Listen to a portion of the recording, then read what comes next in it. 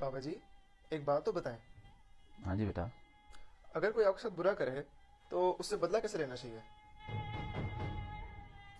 क्यों, क्या हो गया बेटा? किससे बदला लेना है? सब खैरियत है? जी पापा जी, मैं ऐसे ही पूछ रहा हूँ। फिर भी कुछ ना कुछ तो हुआ होगा जो सवाल पूछ रहे हो। नहीं नहीं, मैं ऐसे ही अपने लिए पूछ रहा था। बेटा, अगर तो जिंदगी में आगे बढ़ना चाहते हो तो बदला नहीं लेना, बदल जाना है।